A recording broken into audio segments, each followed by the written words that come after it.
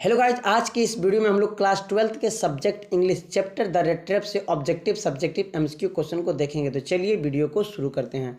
First question है, who is the author of the red trap. The red trap chapter का लेखक कौन है? तो इसका सही आंसर है Selma Lagerlof. Question number 2, what was the peddler selling.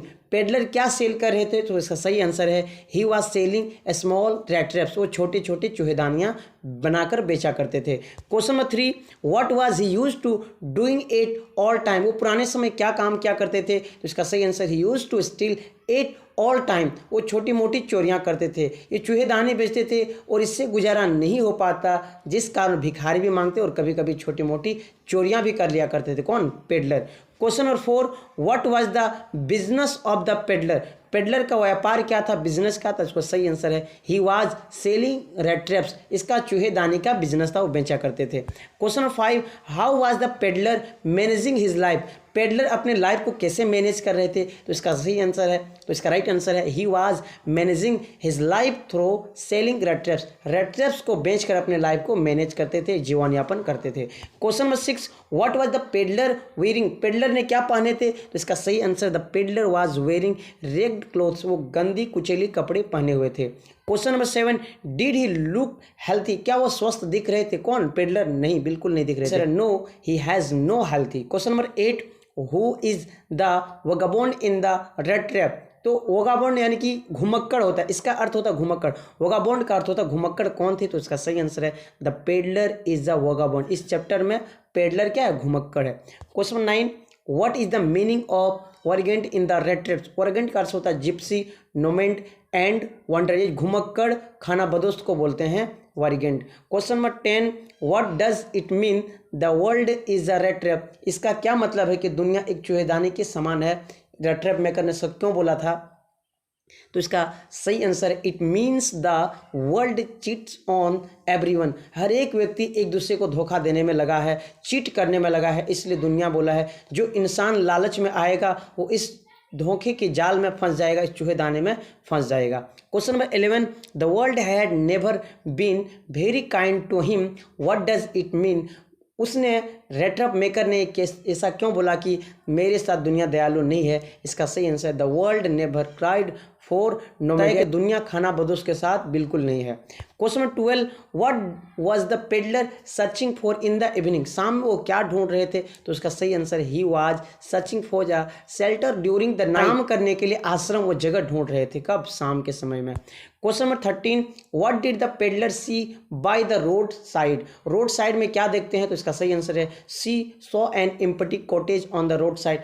एक खाली सी झोपड़ी को देखते हैं वहां पर रोड के किनारे पर, उसके बाद वहां सामने जाते हैं। Question 14, what did he do at the door of the cottage. जब वहां पर जाते हैं उस झोपड़ी के सामने तो पेडलर क्या करते हैं? तो सही answer he knocked at the door. Door को खटखटाते हैं, उस दरवाजे यानी कि उस झोपड़ी के दरवाजे को खटखटाते हैं। Question number 15, who was the owner of the cottage. उस झोपड़ी के मालिक का नाम क्या है? तो इसका सही आंसर है the old crofter was the owner of the cottage. उसका नाम है ओल्ड क्राफ्टर, यानी कि चाचा क्राफ्टर जी इसके मालिक है।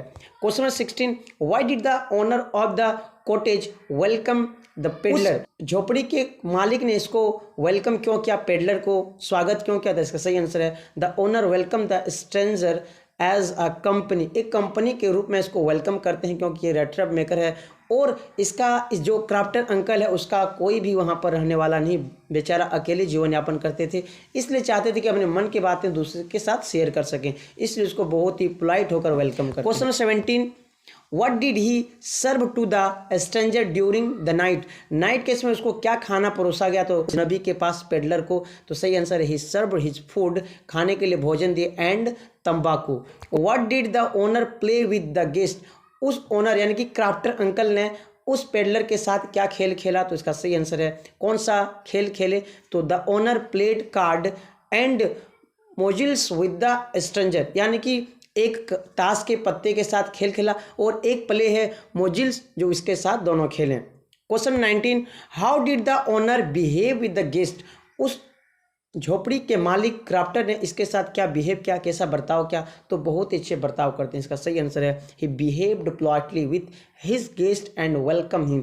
बहुत ही अच्छे से स्वागत करते हैं और उसके बहुत ही पोलाइट होकर बात भी। Where was the owner working, उस झोपड़ी के मालिक क्राफ्टर कहाँ काम क्या करते थे? तो उसका सही आंसर है he was working at Ramsjo iron works. Ramsjo iron mill में ये काम पहले क्या करते थे, अभी रिटायरमेंट हो गया है। Question 21, how did the owner manage his livelihood, अपने जीवन यापन कैसे चलाते हैं कौन? झोपड़ी के मालिक। तो इसका सही आंसर है he sold milk to manage his life, वो गाय रखे हैं और गाय से दूध निकाल कर वो शहर में जाकर बेचते, वहाँ से अपने जीवन यापन करते हैं।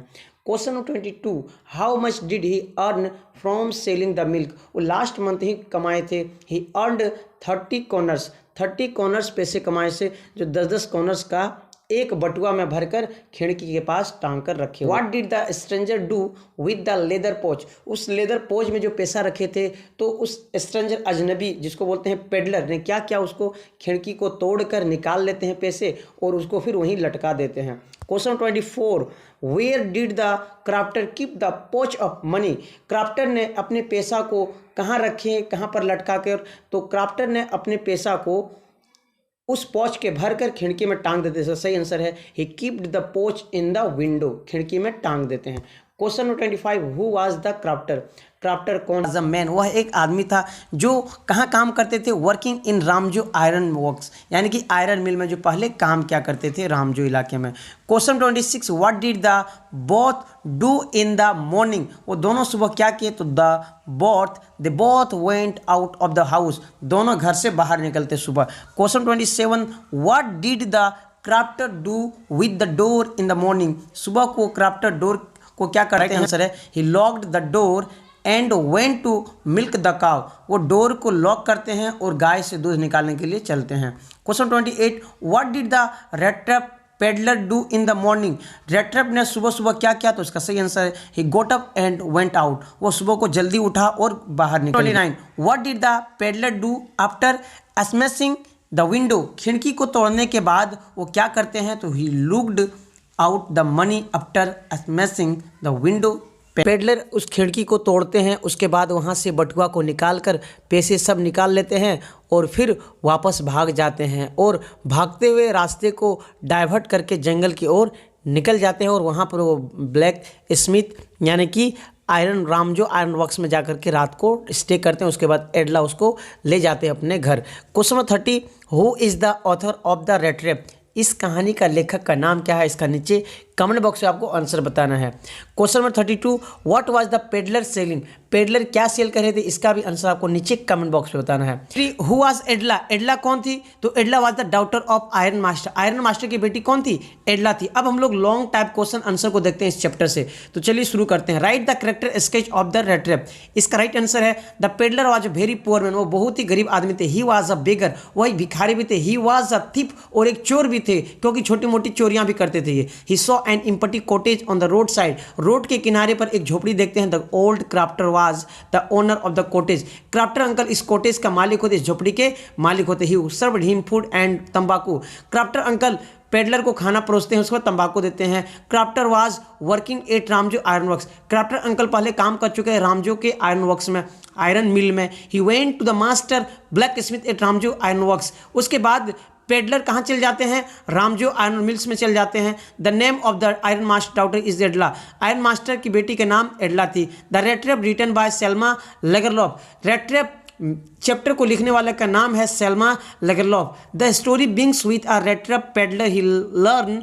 ही has no home and some time even begs and still to survive in the world. इस कहानी की शुरुआत होती है एक चूहे दाने बेचने वाले आदमी से, जिसके बारे में वर्णन किया गया कि चूहे दाने बेचते हैं, उसके बाद उसका कोई घर नहीं होते हैं, कोई जीवन यापन करने के लिए जगह उसका नहीं होते हैं, वो भटकते रहते हैं खाना बदोश की तरह। उसके बाद ये छोटी मोटी भीख मांग लिया करते हैं और वहाँ से भी गुजारा नहीं जब होते हैं तब जाकर के छोटी मोटी चोरियां भी कर लिए थे। आई होप ये वीडियो पसंद आई होगी, तो इस वीडियो को लाइक कीजिए, शेयर कीजिए।